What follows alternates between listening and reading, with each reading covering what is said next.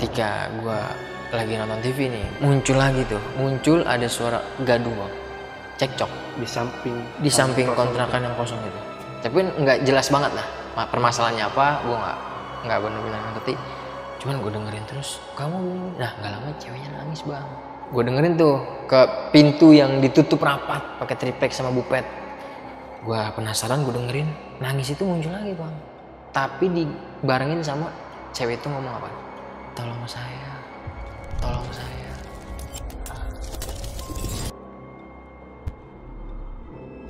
Gue ngeliat nih di posisi pohon belimbing yang persis banget mepet sama ya kontrakan gue lah, ada di depan itu. Gue ngeliat ada sosok bapak. Pas gue balik ke bapak, gue sempat berdiri bengong dulu tuh ngeliat. Wah siapa nih ya? Cuman bapak itu kayak cuman begini nih, berdiri nunduk, cuman putih semua bang, merinding asli. Gue geret, gue tarik, gue tarik nih, gue intip nih, gue naik, gue manjat, gue intip nih. Terus itu gue dikasih gambaran sosok dia lagi menggantungkan diri bang.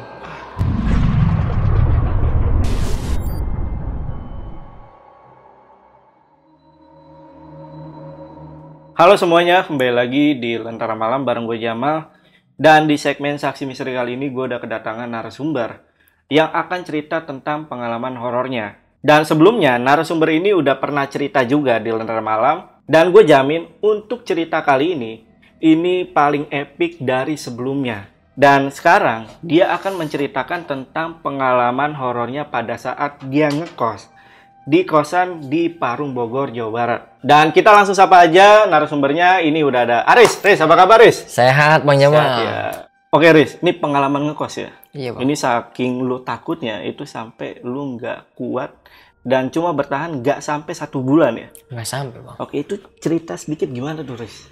Jadi kenapa tuh? Ketika gua ngekos itu di Parung itu, gua nggak tahu kan awalnya kalau kosan itu yang jadi kosan itu gue nyampe itu udah tertutup bang, kosannya udah tertutup, ditutup pakai triplek pula sama lemari gitulah. Nah singkat ceritanya gue nempatin lah di kosan itu. Nah kosan itu gue ngalamin banyak hal-hal yang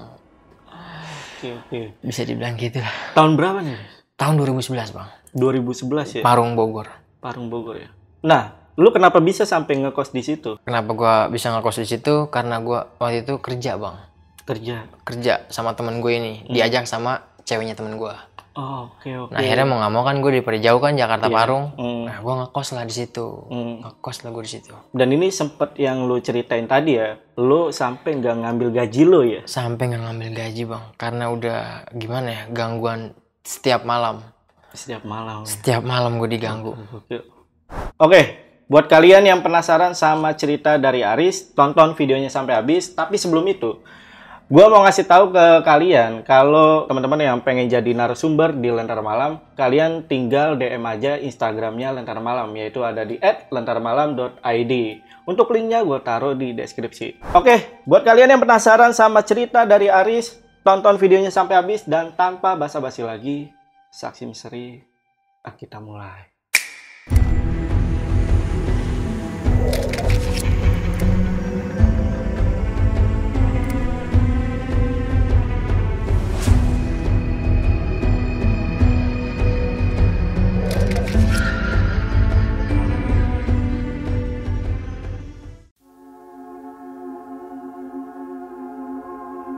Pengalaman ini gue rasain pada tahun 2011 bang. Jadi gue ngekos di suatu kosan gitulah. Kalau di sana dulu bilangnya kontrakan lah. Kontrakan itu ketika gue kerja, kebetulan gue emang kerja di pabrik gitulah. Pabrik bisa dibilang pabrik air mineral gitu bang. Kalau awal ceritanya gini bang, ketika gue main nih ke rumah temen gue nih, si Agus namanya. Nah dia nawarin, lu mau gawean nggak, kerja gitu ya, lu mau kerjaan nggak? Boleh kalau ada. Nah di situ emang posisi gue 2011 masih pada nganggur nih sama temen gue si Agus berdua. Masih pada nganggur. Boleh, emang ada di mana? Ada di dekat rumah cewek gue. Dia bilang gitu kan. Di daerah mana tuh? Parung. Jauh banget. Bilang gitu kan. Ya lu mau nggak di pabrik nih, kata dia. Emang gajinya kecil, kata dia gitu kan. Boleh dah, lu mau nggak? Ya kalau lu mau, kata temen gue nih, kalau lu mau, gue mau gitu kan. Itu harga kosan berapa itu pada saat itu? 250 bang per bulan. Masih murah banget. 250. Ya udah singkat cerita gue prepare nih, gue mengokekan kan. Nah terus gue tanya lagi nih, sebelum gue prepare itu gue sempat bilang kayak gini sama dia, nanti kita PP nih, TikTok pulang pergi gitu kan. Terus kata dia, enggak lah, kita ngontrak di sono di daerah Parung, nanti cewek gue yang nyariin sama nyokapnya gitu kan.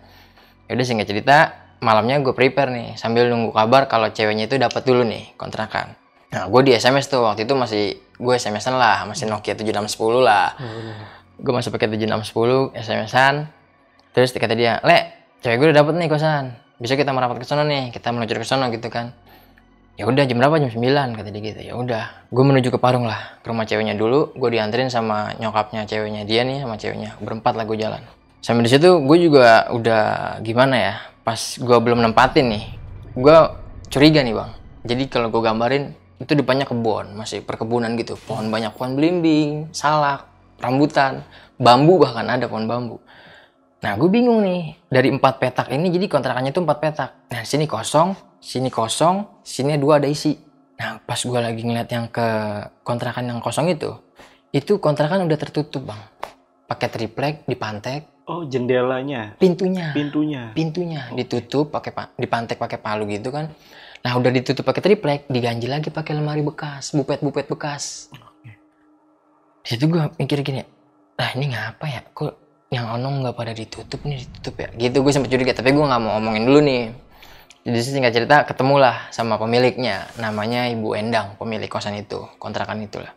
Udah ngobrol deal, dikasih harga 250 per bulan. 250 gue anggap ya murah lah. Murah banget lah, cuman emang dia nggak ada kamar bang, jadi nggak sekat-sekat, jadi lurus aja udah.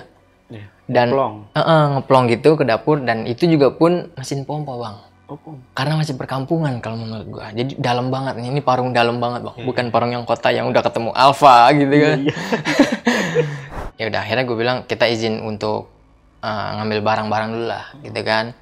Dan karena itu ceweknya orang dalam, jadi ceweknya itu kerja di pabrik itu bang, di pabrik air mineral itu. Mau kerjaan gak ada lowongan gitu kan, gudang lah, waktu itu kita bagian gudang.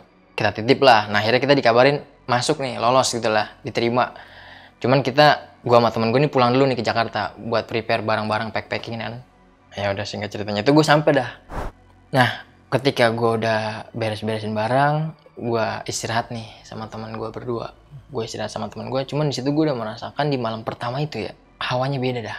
Ketika gue lagi penonton TV nih, nah ketika gue nyender sama yang, jadi itu juga bukan tembok bang, masih bilik. Bilik itu kan anyaman bambu itu. Iya. Jadi itu bukan tembok, masih bilik, balok-balok gitu, di timah-timah gitu. Nah pas gue lagi nyenderin nonton TV, itu hawanya anget bang, anget aja gitu. Padahal kan Parung udah kayak gimana ya, Jawa Barat, dingin bang.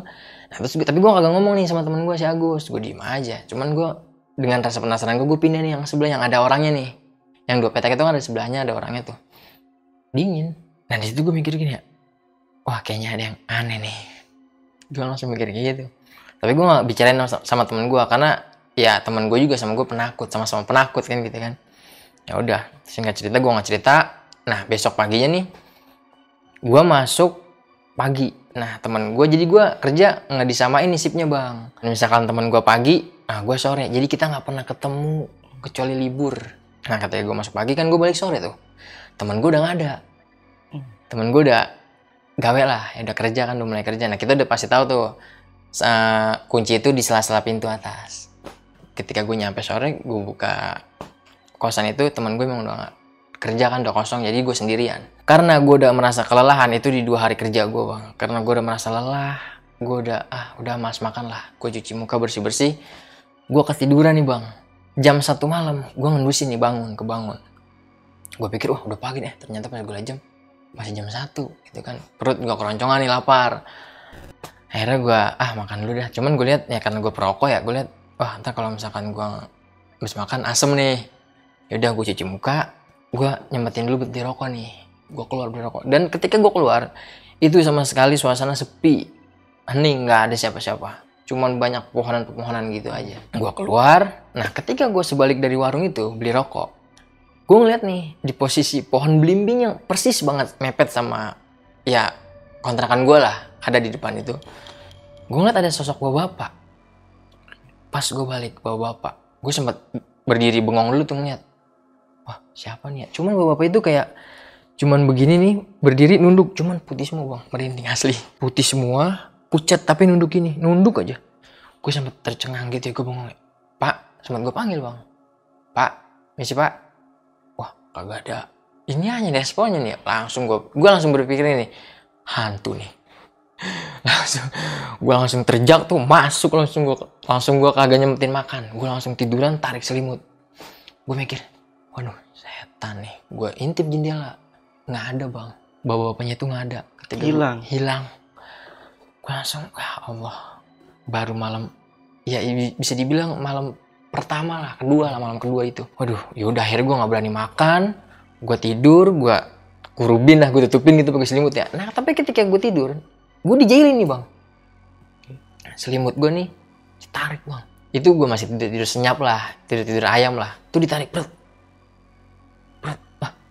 Gue tarik lagi udah. Gue lihat, gue nggak beres nih. Gue tarik lagi, tapi gue sambil bilang, jangan gangguin dong.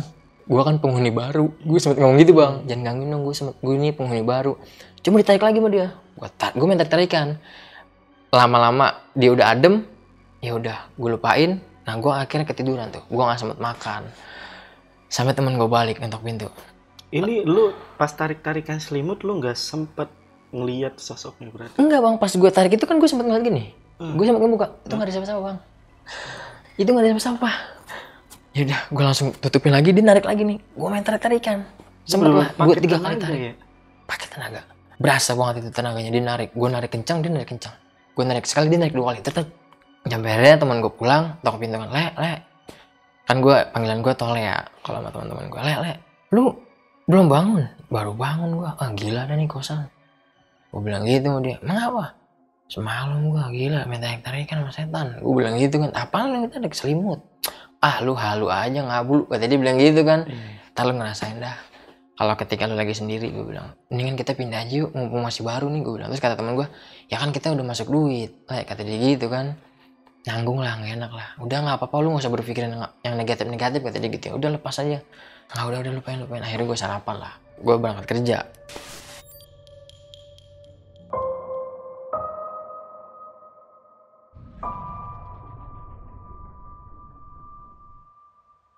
Nah jadi yang gue ceritain ini, teman gue pun merasakan tuh. Merasakan sama lah gangguan-gangguan itu. Dia masih cerita, ketika gue pulang, teman gue gak ada lagi tuh. Di malam itu teman gue karena udah dia masuk sore kan, dia balik pagi. Pas gue di dalam itu, nah gue makan nih bang, udah malam, kisaran masih jam 9 lah. Jam 9, gue lagi makan nasi, nonton TV nih gue nyalain TV. Jadi kan pandangan gue itu, ya nggak besar sih, ini ruangan tamu lah. Cuman di balik TV ini udah dapur, setelan rak piring lah, piring. Dan itu ngelos langsung sumur, kamar mandi. Jadi gue kelihatan nih, sisi kamar mandi kalau gue gini aja nih, itu udah kelihatan. Gue nyender di yang kosan kosong itu kan, gue sambil makan. Nah gue denger nih ada suara kegaduhan nih bang, dari sebelah yang kosong ini, kontrakan yang kosong itu. Kayak kegaduhan tapi suaranya nggak jelas, kayak keributan kecil, cekcok bisa dibilang gitu ya. Gue telah nih pakai kuping gue sambil makan, suara apaan ya, kok kayak ribut ya. Udah gue gedein volume TV nih, cuman gue gedein volume TV, dia nggak mau kalah nih, semakin tinggi suaranya. Gue makin, waduh, gue taruh piring gue ke depan, penasaran nih. Gue dengerin, sepi-sepi aja, jam 9. Sepi-sepi aja suara, nggak ada apa-apaan. Gue masuk lagi nih bang, nggak lama gue lagi makan lagi, lagi makan nasi lagi. Nah itu suara itu muncul lagi bang. Nah itu baru tuh kayak cewek sama cowok kedengeran jelas itu. Tadi kan cuma, gitu. Nah ini baru nih kedengeran, kalau ada sosok cewek sama sosok cowok nih suaranya. Gue dengerin lagi, gue telah lama-lama hilang gitu aja tuh. Habis gue dengerin cekcok, ya keributan lah, pada intinya keributan. Akhirnya gue SMS temen gue nih, cewek lu punya adik kan cowok gitu kan. Iya ada, emang apa? Wah nggak beres nih kontrakan dah. Emang apa? Gue digangguin lagi. Ya dulu ke rumah cewek gue aja, dibilang gitu kan kata temen gue. Akhirnya gue nggak habisin makan gue bang, karena gue merasa takut lah. Gue ke rumah ceweknya teman gue ini. Oh ya Riz, nah gue tanya lah sama ibunya ini, Bu Titi namanya. Bu, mohon maaf nih Bu, saya tanya ya, itu sebenarnya kontrakan yang kosong apa ya Bu? Oh itu gudang Riz. Dibilang gitu bang, itu gudang, cuma buat naruh barang-barang bekas, misalkan kayak ada orang yang ngontrak dia nggak bayar barangnya ditaruh situ gitu kan, misalkan dia kabur gitu kan. Cuman gue ngeliat dari raut wajah ibunya cewek teman gue ini kayak menutupi sesuatu nih bang. Oh itu barang-barang bu yang nggak kepake. Iya Riz, emang kenapa? Kagak bu, tadi saya dengar ada suara cekcok. Gue bilang gitu kan. Ah enggak, itu udah jangan dipikirin gitu kan. Udah akhirnya gue bilang, saya minta temenin dah sama adenya di kosan gitu kan. Oh iya bang, adenya mau tuh mengiyakan kan. Ya udah akhirnya gue ke kosan itu sama adenya nih berdua. Ketika gue lagi makan, lanjutin makan lagi lah. Gue masih lapar kan, gue lanjutin makan. Adenya nonton TV nih di sebelah gue. Nah adenya ngelihat pergerakan rak piring goyang bang.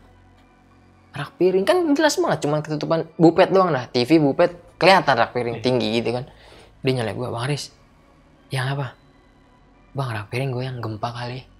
Gue bilang gitu, karena gue belum lihat nih bang, gempa kali, gue bilang gitu kan. Oh iya kali ya bang ya. Nah pas dia lagi gerak itu, gue juga noleh nih ke rak piring. Nah itu goyang bang. Tapi nggak pernah jatuh. Gelas piring tuh yang ada di rak itu nggak jatuh, cuman goyang aja gini. Bang ke depannya, dia ngajakin nih. Ya dah, gue bilang. Cuman kalau gempa kata dia gitu, orang rame ya bang. Iya udah bukan gempa ya, masuk lagi yuk. Pas gue lagi masuk lagi nih, itu goyang lagi bang rak piring. Gue dikasih 3 kali. Rak piring goyang, tapi nggak pada jatuh. Tuh makin kencang pas ketiga kalinya gue masuk itu. Brum. Udah dah, ayo cepet. Akhirnya gue nongkrong di mana? Di pos kamling, pos ronda sama bapak-bapak. Gue gabung. Saking gue takutnya gitu, gue kunci kosan. Udah dah, kita nggak beres nih, gue nongkrong sama bapak-bapak aja dah. Akhirnya gue so asik lah sama bapak. Gue sambil nanya informasi gitu sama bapak-bapak. Dek, kamu yang ngontrak sama Bu Endang? Iya pak. Gue bilang gitu kan. Pak, saya numpang di sini ya, nungguin teman saya. Gue bilang gitu kan. Terus kata dia, emang kenapa? Pak, itu kontrakan bekas apaan ya pak? Emang Pak RT nggak cerita? Wah belum cerita apa-apa pak. Tapi kamu udah ngelapor sama teman kamu? Udah pak, dari awal saya udah ngelapor. Gue bilang gitu kan. Ya udah nanti biar Pak RT aja yang ceritain. Nah, gue juga bingung bang. Jadi kenapa ya? Dia nutupin juga nih bapak-bapak. Entah itu apa, karena dia ngeliat gue dari orang luar dah pada intinya nyari kerjaan. Takutnya takut gitu kan. Akhirnya ditutupin. Akhirnya gue nungguin lah tuh. Singkat cerita ketemu pagi, temen gue pulang. Lalu di sini tanya deh nih adik cewek lo. Ngeliat apaan semalam? Rak piring goyang bang. Dia ngadu nih ke temen gue. Rak piring goyang bang, angker kayaknya bang. Dia bilang gitu kan ya. Udah. Kita ngobrol di rumah gitu kan. Akhirnya adanya cewek temen gue ini pulang. Gue bergegas lah balik ke kosan itu. Di situ gue ngobrol nih sama temen gue berdua. Gue bilang, udah dah kita nggak usah lanjutin lagi deh Gus. Gue bilang gitu kan. Kayaknya makin lama bakal makin ekstrim nih. Gue bilang gitu kan ya. Kagak, udah pak. Lu jangan kayak gitu. Dan kita belum ngerasain gajian, kata dia gitu kan. Gue ikhlas dah. Gue bilang gitu kan. Gue ikhlas dah, nggak apa-apa dah. Biarin dia di Jakarta nganggur. Gue bilang gitu kan. Udah tahan diri dulu, sabar kata dia. Kita baru dapat berapa hari nih, 4 hari atau 5 hari gitu kan. Ya udah, gue berangkat kerja lah. Ya gue nggak tahu lah teman gue ini mengalami apa ketika gue tinggal ya pagi sampai sore, nggak tahu lah. Cuman ada satu sisi ketika gue lagi masuk sore, dia malam ada di situ. Dia ngalamin hal juga yang kalau cerita sama gue, ketika gue lagi shift sore itu, dia kan ada di kosan dan dia ngalamin ketika dia tidur itu bang, sama posisinya. Ya dia ngerasa sama kayak selimutnya ada yang tarik. Selimutnya dia ada yang tarik. Cuman itu doang sih. Cuman itu yang diceritain ke gue. Cuman ya kan gue bilang akhirnya, gue ngomong nih sama dia, lu percaya kan? Iya udah, cuman gue selimut doang. Dia bilang gitu kan. Ya udah nggak usah cerita. Cuman yang lebih banyak gangguan pas ketika posisi gue itu sendiri di kosan itu. Paling banyak lo ya? Paling banyak gue ngerasain sampai nanti yang ada yang epic parah lah.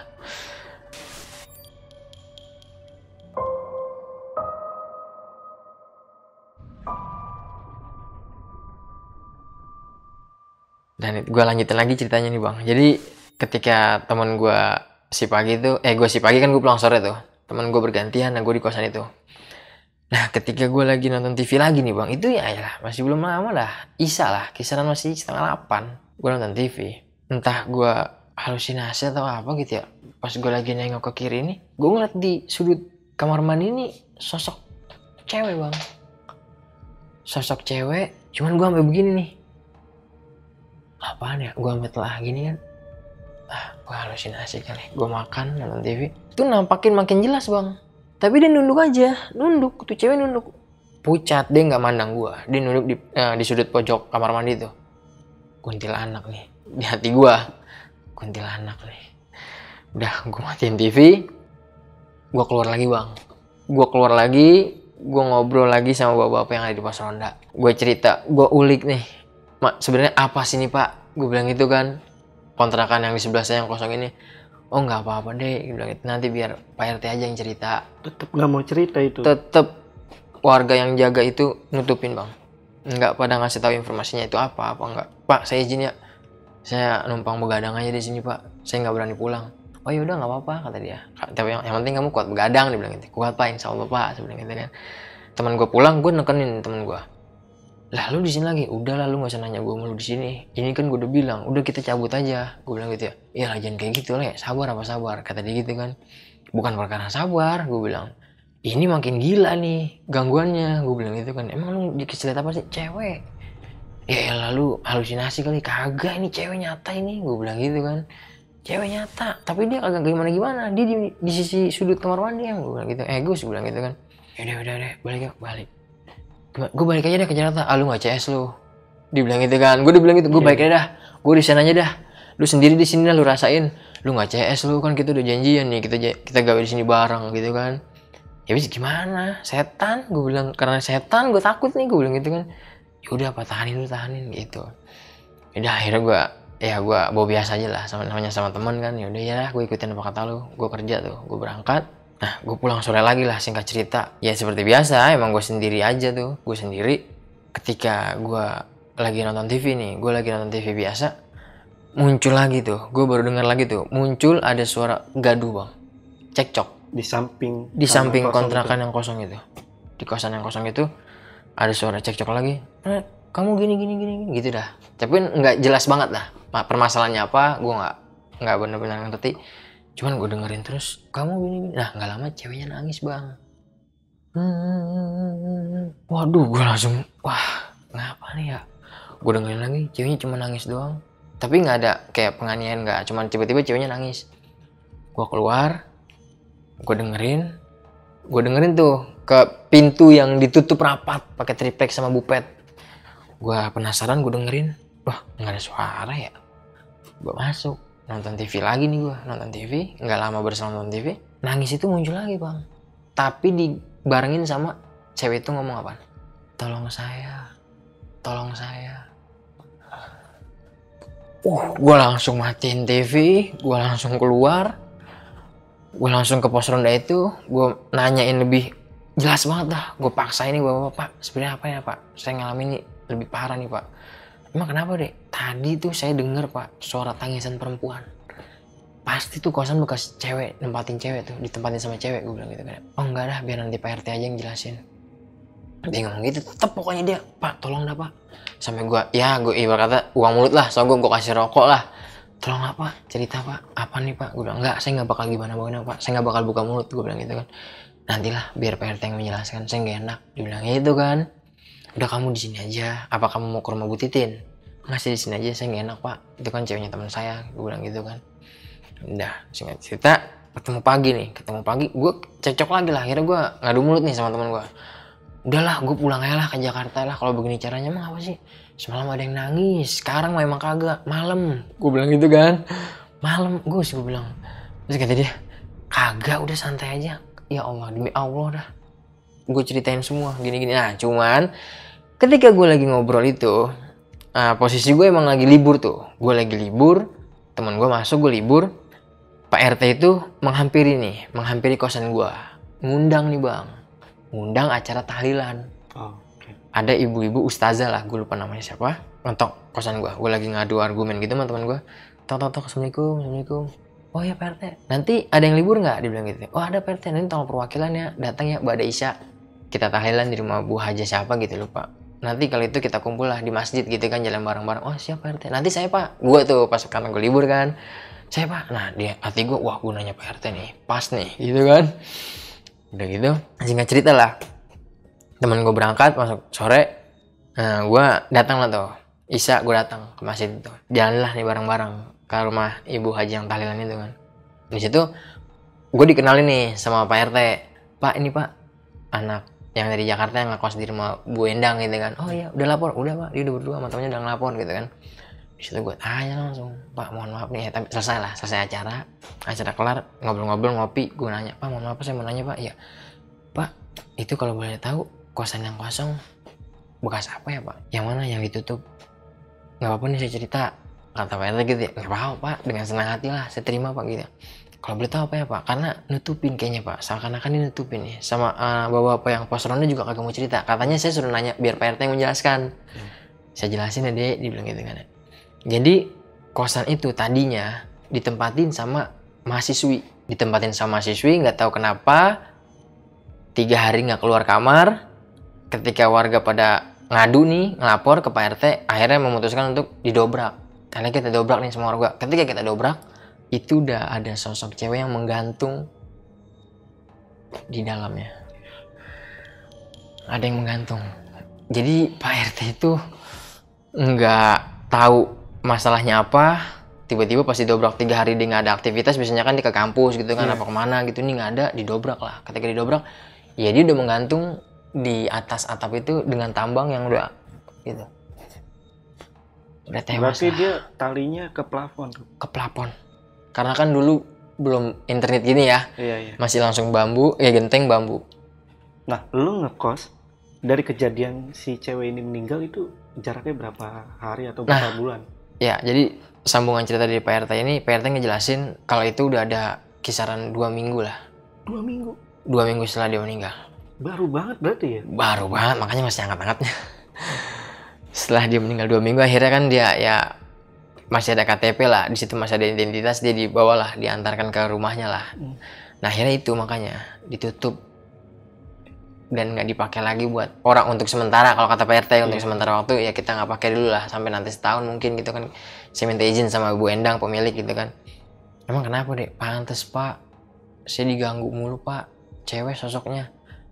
Ya kalau kamu emang berani lanjutin, dibilang gitu. Kalau kamu emang nggak berani ya pesan saya mendingan kamu keluar aja, pamit, izin gitu kan. Tapi teman saya nggak mau Pak, saya belum ngerasain gajian katanya gitu kan. Oh ya udahlah kata dia gitu kan, sabar-sabarin aja. Tapi kalau misalkan itu kamu gimana? Apaan aja sih yang kamu alamin gitu kan? Nah, ngobrol lama tuh.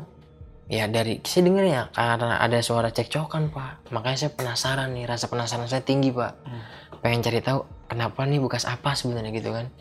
Iya jadi ceritanya kayak gitu deh. Jadi ada mahasiswa yang gantung diri dibilang gitu kan. Nggak, tapi cowoknya juga kita nggak tahu lah. Tadinya emang cowoknya sering ke situ, dia bilang gitu. Cowoknya dilihat sama sekitaran warga nih suka main. Di hari Minggu libur gitu nanti pulang gitu. Ya udah singkat cerita gue pulang lah. Setelah tahlilan itu gue pulang. Malam itu, nah itu gue ditakutin sama itu rintihan. Suaranya lagi muncul. Lagi-lagi Bang. Dengan suara rintihan itu kan gimana ya? Ketika gue lagi duduk nih, gue lagi santai lagi ngerokok lah. Nah itu tiba-tiba, ya masih sore Bang, 8:30, jam 9. Ya Allah, gue langsung bilang, ini kayak gini banget nih, setiap malam gue di sini kayaknya gue diteror parah banget nih.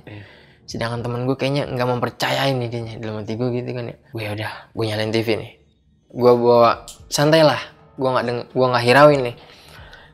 Ya itu suara tangisan itu nggak mau kalah Bang, dia semakin tinggi lah. Gue matiin TV, udah nih. Besok gue cabut aja dah. Gue kunci, gue nungguin. Gue SMS temen gue, dia emosi tuh gue. Gue di pos ronda nih. Udah. Apa gue mau cabut sekarang nih ke Jakarta? Masih sore nih. Gue bilang gitu kan. Jangan nanti kita ngobrol dulu jangan kayak gitu lah kata dia. Yaudah gue tungguin di pos ronda nih, gue begadang. Gue pamit lah. Gue izin lagi sama bapak-bapak yang ada di pos ronda itu kan. Pak, saya nggak berani Pak. Yaudah sih saya saranin kalau emang kagak berani pindah aja. Dia omongin baik-baik sama temennya. Yaudah Pak, akhirnya gue dari situ gue pamit tuh Pak, saya pamit ke rumah Bu Titin dulu, nyokapnya ceweknya teman gue ini kan. Di situ gue ngomong, gue nyampe, gue bilang, Ibu kenapa tutupin masalah kontrakan yang di sebelah kosong itu? Gue bilang gitu kan. Emang kenapa ya? Riz keluar lah dia sama suaminya kan ngobrol tuh gue di bangku di ruang tamu. Saya abis ditunjukin Bu sama sosok penampakannya. Jadi ada sosok cewek yang menggantungkan diri. Lakinya tuh sempat kaget. Yang bener Riz, yang bener Mas Haris. Bener Pak, saya nggak ngomong bohong ini, sumpah demi Allah, gue sampai bilang gitu kan. Terus kemarin saya ngalamin, tapi ibu masih tetap menutupi. Akhirnya tadi saya dapat cerita nih, selesai tahlilan dari Pak RT. Pak RT ngomong apa Riz? Ya Pak RT bilang, kalau tadinya itu bekas mahasiswa tinggal di situ, dia menggantungkan diri Bu. kenapa ibu nggak cerita ke saya? Terus kenapa ibu ngasih saya kontrakan yang kayak gitu? Gue sempat protes di situ lah. Karena gue penakut kan. Ya maaf Riz, saya pikir kan ya kamu kan masih anak-anak muda nih, masih semangatnya buat nyari kerja. Nanti kalau misalkan saya ceritain kronologinya itu kosan bekas apa, nanti kamu takut, kamu akhirnya kagak pernah kerja. Iya. Saya mohon maaf Riz, sebelumnya maafin ibu ya, dia bilang gitu. Ya saya sih nggak terlalu marah ya bu, gimana? Cuman saya nggak terimanya ibu kenapa nggak cerita. Kalau ibu emang cerita kan nanti saya bisa sambilan nyari yang lain bu, bilang gitu. Karena dari awal bu, saya udah curiga bu. Baru ini saya ngeliat kontrakan ditutup rapet, udah diganjel, udah ditutup diketok pakai palu, ditutup pakai triplek, ditutup lagi pakai bupet lemari bekas gitu kan, ditiban-tiban lagi. Itu saya udah curiga bu. Iya Riz, makanya ketika warga lihat, iya Pak RT udah cerita kok bu. Warga lihat 3 hari dengan aktivitas pas didobrak mayatnya udah menggantung kan. Gue singkat cerita, gue ngobrol, kata ibunya, ya udah kamu kalau mau nginep di sini aja, nanti di kamarnya si adiknya ceweknya temen gue ini kan. Ya bu, paling saya di depan aja lah, sih numpang begadang ngobrol di depan aja, gue bilang gitu. Sampai nanti saya nunggu Cik Agus pulang, nanti saya kabarin dia suruh kesini, gue bilang gitu kan. Temen gue pulang pagi, nah akhirnya di situ gue kompromi sama orang tuanya itu, dan gue ceritain semua kejadian gue semalam sama temen gue. Tapi kata temen gue ini masih keras kepala bang. Dibilang tahanin dulu, nunggu gajian. Iya. Nunggu gajian. Ya udah dah, gue pulang aja dah ke Jakarta. Ya lu parah banget, kagak sobat kita. Kalau dia bilang gitu ngagak CS lu. Ya bukannya nggak CS bos, ini udah parah. Tanyain ibunya. Soalnya kan gue dapat cerita dari PRT. Itu kosan udah angker. Ya udah, gue mau nggak mau nih dengan rasa keterpaksaan gue. Ya udahlah, gue tungguin sampai benar-benar gajian nih. Sampai gue dalam hati gue tunggu gajian. Gaji pertama doang. Gaji pertama, tunggu gajian dulu nih di hati gue. Udah, mau nggak mau dah nih demi pertemanan.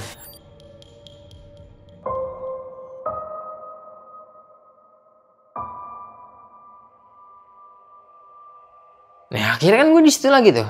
Ini gue singkat cerita lah ya, meskipun gue ada paginya nih, tapi ini versi gue nih. Beda nanti yang dialamin sama teman gue. Teman gue juga ada versi malamnya yang ngalamin nih. Tapi ini versi gue nya. Di sela gue lagi nonton TV, gue dengerin lagi nih suara cekcok lagi dimulai.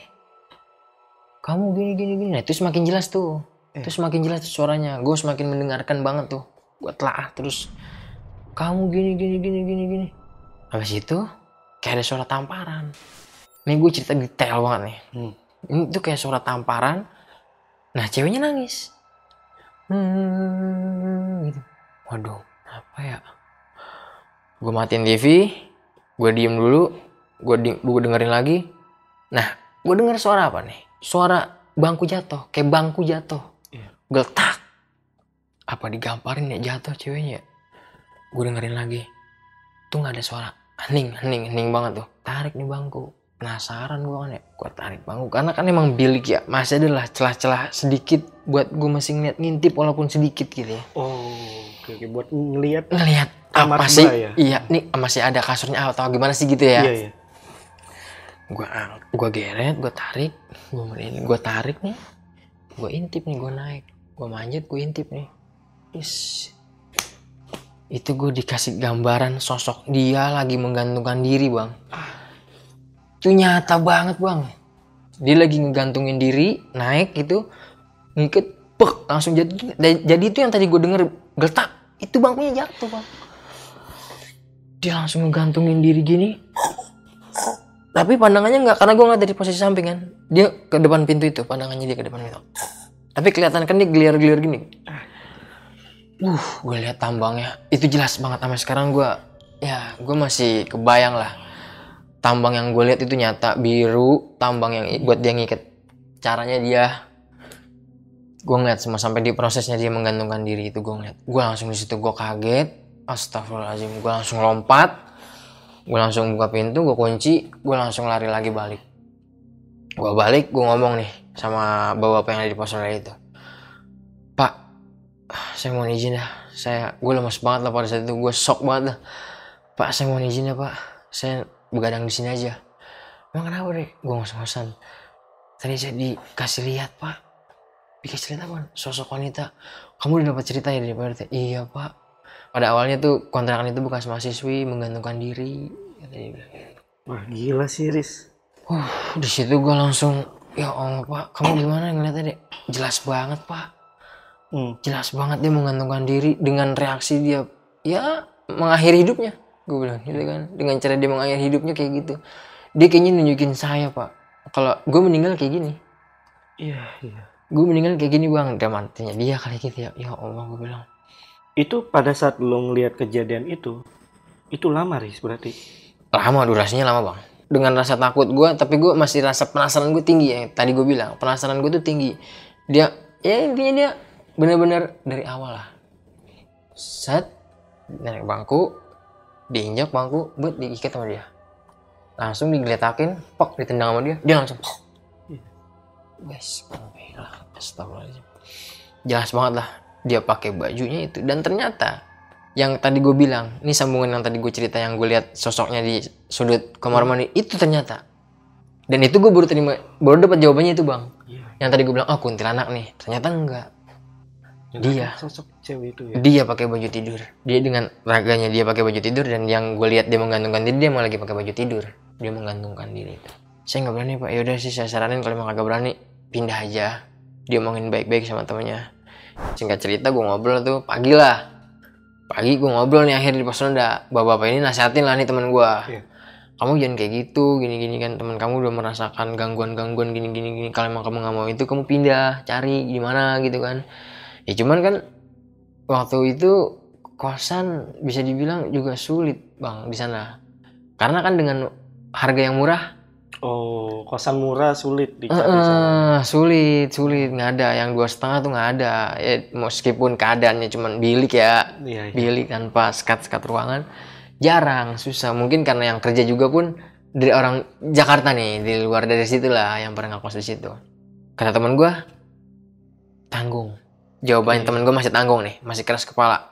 Padahal dia udah digangguin juga. Dia digangguin juga, cuma dia seolah-olah kuat nih di depan gue kayaknya nih. Entah dia kuat dengan punya alasan apa, ya kan, gue nggak ngerti lah dengan alasannya dia apa. Tanggung, kata dia. Gue udahlah, gue di situ gue pecah, gue ngobrol pecah sama teman gue, semakin debat tinggi lah. Gue bilang, gue mau cabut, gue udah, lu mau nggak berteman sama gue, intinya gue cabut. Ini udah nggak wajar nih, gue bilang, gangguannya udah semakin parah, gue bilang. Terus gimana ntar kalau misalkan gajian? Ya udah gue ikhlas dah, gue bilang gitu, gue ikhlas lah. Apa ntar emang ada hitung-hitungan, titipin aja ke cewek lu, gue mau pulang dah, gue rapi-rapiin barang. Di situ gue baru kerja, belum nggak dapat 1 bulan belum Bang, belum habis 1 bulan. Pada akhirnya lu nggak sampai 1 bulan? Enggak, 2 minggu berjalan. 2 minggu berjalan karena gue udah nggak kuat lah. Itu gangguan demi gangguan setiap malam. Berarti hampir setiap hari ya? Tiap hari. Setiap hari gue diganggu dengan suara itu. Sosoknya sih sekali. Sosoknya itu sekali. Dia nunjukin gue. Ya mungkin dia nunjukin gue pakai baju tidur itu. Cuman gue belum paham kan. Gue pikir kuntilanak. Atau mungkin karena memang masih 14 hari ya? Karena kan dia juga belum ada 3 bulan ya. Belum ada 3 bulan. Kalau kata orang zaman dulu ya. Dia kalau masih 40 hari itu masih berkeliaran. Gentayangan. Nah ini ada cerita dari warga sekitar yang nemuin sosok ini juga gak sih? Enggak. Nggak ada. Bahkan gua nanya informasi yang di sebelah gua, itu dia nggak cerita apa-apa Bang. Nggak ngasih tahu info apa-apa, atau nanya, Dek, kamu ngalamin ini nggak? Kalau lagi jemur baju gitu ya. Kagak Bang, biasa aja, cuma negur sapa doang. Berarti dia juga nggak tahu nih pernah kejadian apa enggak? Nggak ada yang merasakan. Mungkin ini sih nian gue ya, karena gue bersebelahan mungkin ya. Bener-bener mepet antara tembok bekas kosan dia dengan kosan gue. Ya lebih parahnya yang diganggu gue. Sebelah yang 2 itu nggak ngalamin apa-apa. Untuk sosok bapak-bapak yang pertama kali lo lihat itu siapa? Misteri bagi gue. Sosok bapak-bapak itu misteri Bang. Cuma sekali pertama kali yang gue tinggal berdua hari, gue ditunjukin, dan sampai detik itu gue nggak tahu, dan gue nggak memikirkan bapak-bapak itu lagi. Fokus lo udah nggak ke situ lagi. Udah nggak ke situ, tapi lebih fokus ke sosok wanita mahasiswi ini. Nah, gue sambung yang tadi. Gue debat tinggi lah sama temen gue. Gue bilang gue ikhlas nih, gue bilang udah, akhirnya lu gimana nih, masih mau lanjutin nggak? Kalau gue nggak mau nih, karena semakin hari nih gangguannya udah tiap hari tiap malam nih, gue bilang gitu kan. Gue udah nggak mau nih, gue ikhlas dah. Ntar kalau misalkan emang ada hitungan gaji, biarin ya ditipin sama cewek lu. Gue bilang gitu kan. Terus kata temen gue sambil ngepeng-ngepengin barang nih, gue udah sewot juga lah emosi gue. Yaudah dah, kalau emang lu mau resign, gue cabut juga. Kata teman gue gitu. Ya udah akhirnya gue pamit lah. Gue pamit sama pemilik kontrakan itu. Sampai ke rumah ceweknya teman gue pamit. Gue bilang nggak mau izin, saya nggak kuat bu. Riz, mohon maaf ya Riz, gini gitu. Nanti kamu gimana kerjaan? Nggak apa-apa lah, saya nganggur di Jakarta dulu sementara. Gue bilang gitu, gue pamit lah. Di situ gue izin, gue pamit juga ke PRT. Di situ gue pamit kalau gue udah nggak jadi warga situ lagi gitu.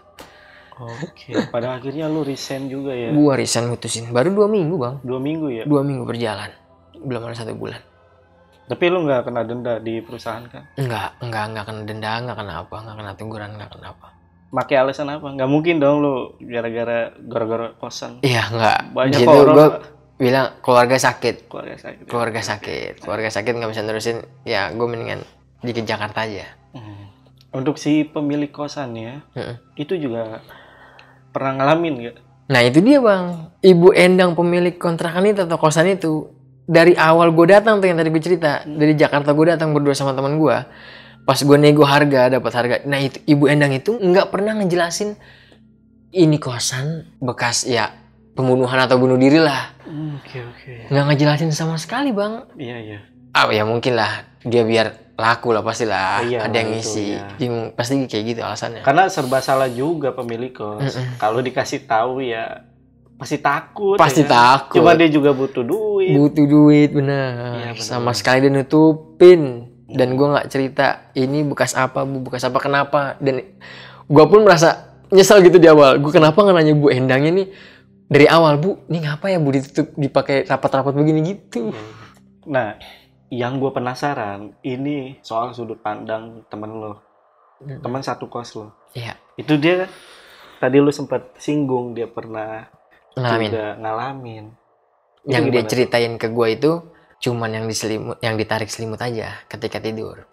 Selebihnya mungkin di keep sama dia. Oke. Biar gue nggak takut. Tapi setelah gue udah di Jakarta nih, udah nggak ngelanjutin di kosan itu, nggak ngelanjutin kerja. Ketika gue lagi begadang ngobrol lah sama teman-teman. Nah ketika lagi nongkrong itu diceritain kan tuh semua kejadiannya yang dialami, meskipun ada sedikit yang sama, tapi ada sisi yang berbeda yang gue alamin sama dia ngalamin gitu. Dan dia cerita ada di channel gue. Oke. Dia ceritanya di podcast Jadi gua. dia ini cerita menurut sudut pandang dia ya? Sudut pandang yang dialami lo ya? Ada di channel gue. Nah, dan buat teman-teman nih yang penasaran sama cerita sudut pandang dari temennya Aris. Si Agus ya namanya. Itu teman-teman bisa langsung aja ke channel YouTube-nya Aris. Itu ada di mana, Aris? Ada di Dimensi Mistik. Dimensi Mistik. Dan untuk linknya gue taruh di deskripsi. Jadi buat teman-teman langsung aja mampir ke channel YouTube-nya Aris. Oke. Riz, untuk cerita kali ini lu cukup sampai sini? Cukup sampai sini Bang Jamal. Oke, thank you ya sekali lagi ya. Sama-sama Bang Jamal. Oke. Yaudah, gue Jamal dari Lentera Malam dan Aris Dimensi Mistik. Pamit. Bye.